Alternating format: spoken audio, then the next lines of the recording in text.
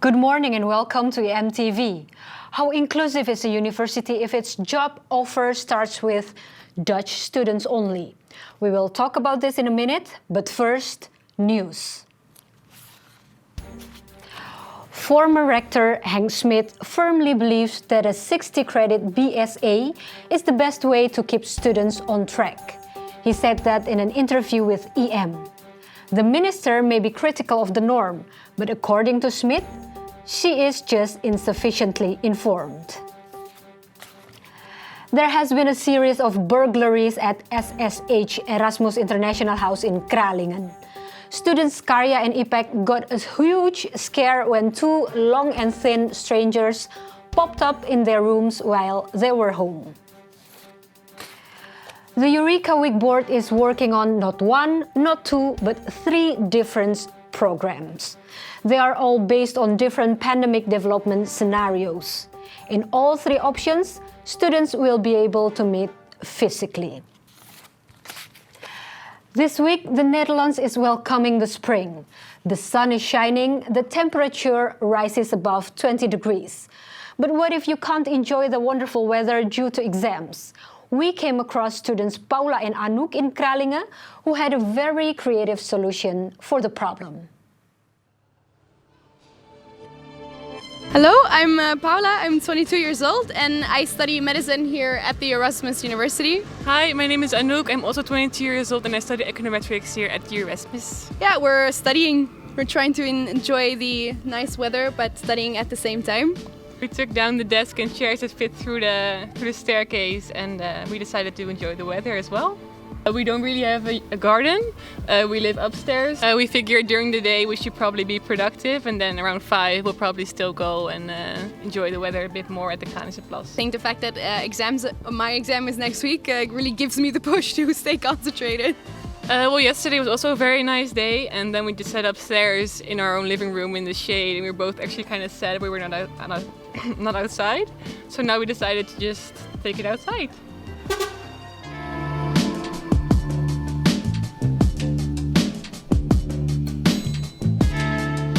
Dutch students only.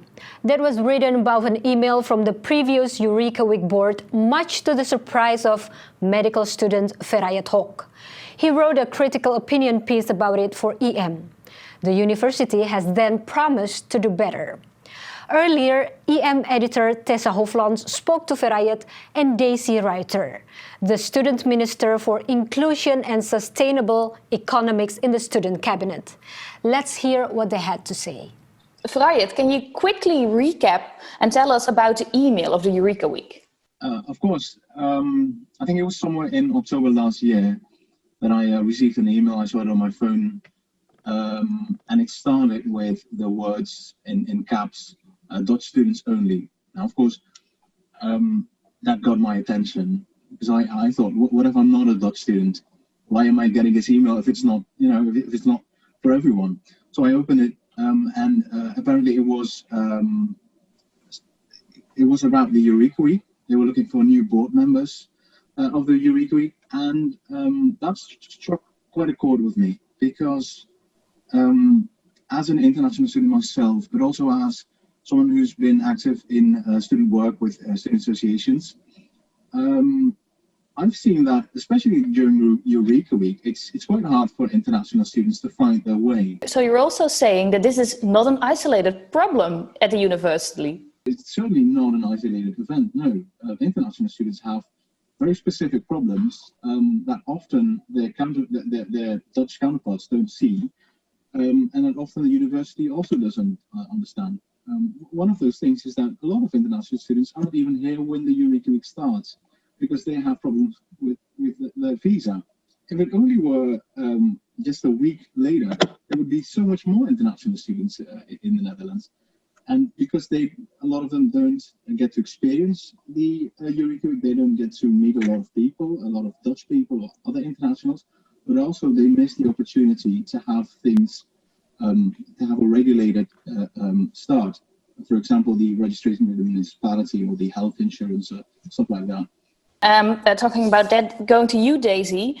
The student cabinet is, how should I say it, a ludic action to draw attention and the attention of real politics to the problems of the academia. And you're the minister, I should say this correctly, the Minister of Education for Inclusion and Sustainable Economics.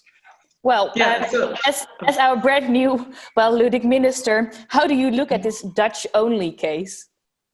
Yeah, so it's without the education of, it's a student minister of inclusive and sustainable economy, but not super important right now. No, thank you for correcting me. Dutch students. So yeah, definitely super worrying that, especially when as a university we say that we welcome international students, and then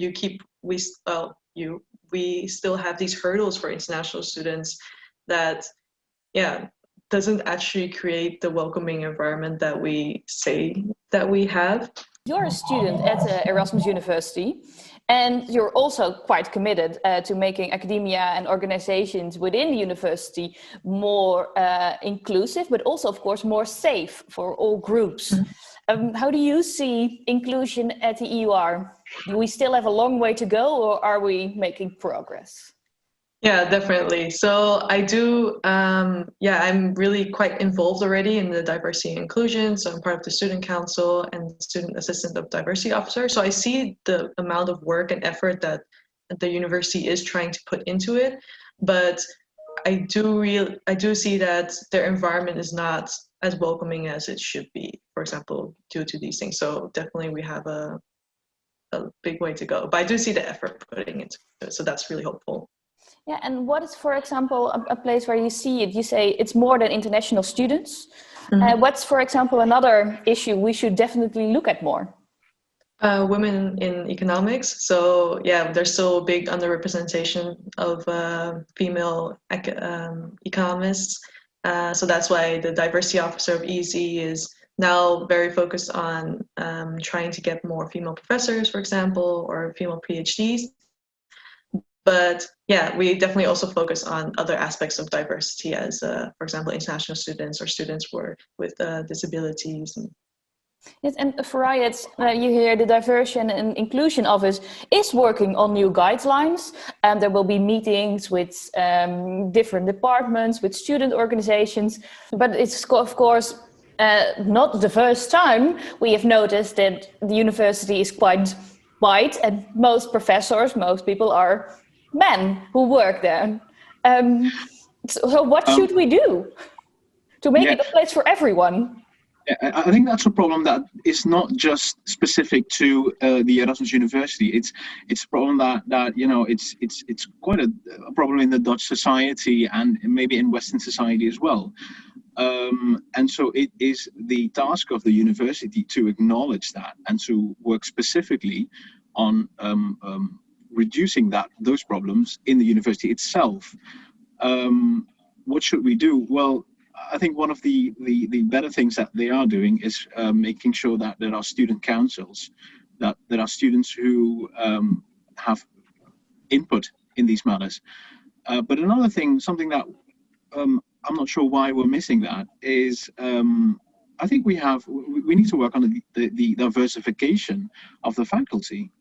More women, more people of color, more people with other thoughts and other I'm not even sure how more ideas, just different ideas than what is probably now the most regular thing at a faculty or at a department. Well, yes, you're saying exactly what I'm thinking, and the thing is, it doesn't have to be this hard, but just like the email from the Eureka Week, I think my personal opinion is that if any international student were on the board at that moment, no such email would ever have been sent out.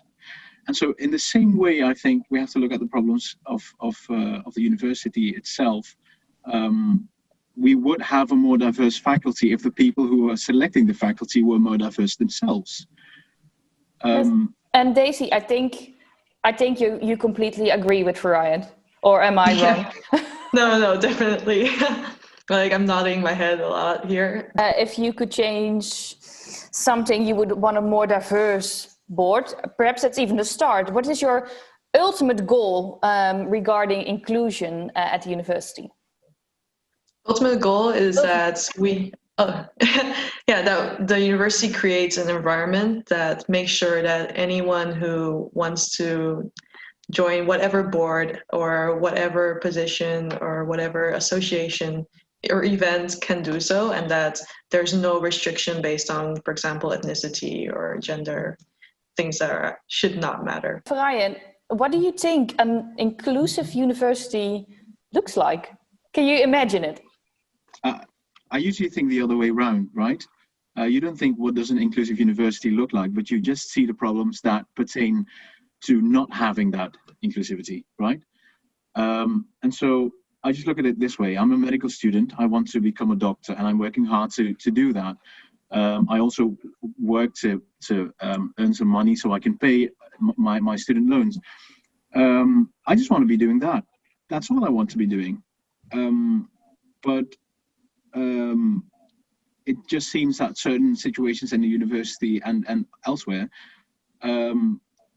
take my mind off of that. And so just because every now and then I speak out about inequality on several subjects, other students come to me and they tell me their story.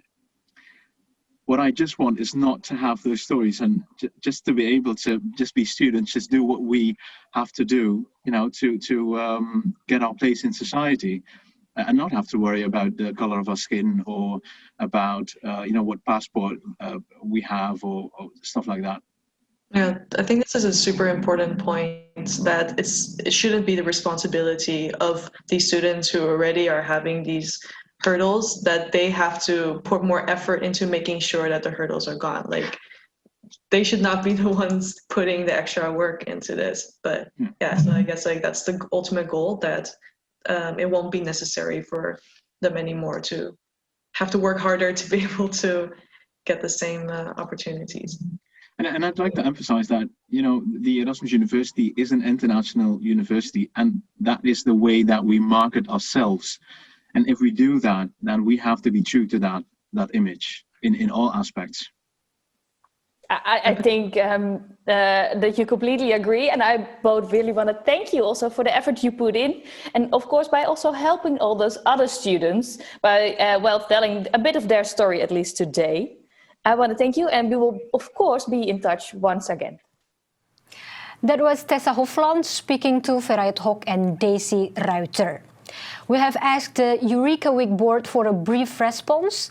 They only wanted to respond in writing. We are working closely together with the Erasmus University's Diversity and Inclusion Office to shape the Eureka Week in a way that embodies the values of all students of the university. The D&I office has installed an advisory board to help us garner more diverse insights and to help make the introduction week even more inclusive. The topic of diversity and inclusion will be a point of discussion for some time to come. Because how do you deal with such things in education? Well, this TikTok video might inspire you. So if you're going to be a professor, be this kind of professor. Right? Transphobia and sexism will not be tolerated in my class. Absolutely not. This is the warning now. Trans women are women. Trans men are men. Non-binary folks exist authentically. Questioning your gender and sexuality is okay. Gender and sexuality are fluid and it shall be respected. These are non-negotiable items, right? Going forward in this class, this is how we're going to operate. Thank you all for watching. EMTV will be back next Thursday, 9 a.m. Do you want to keep up to date with the latest news? Then go to erasmusmagazine.nl.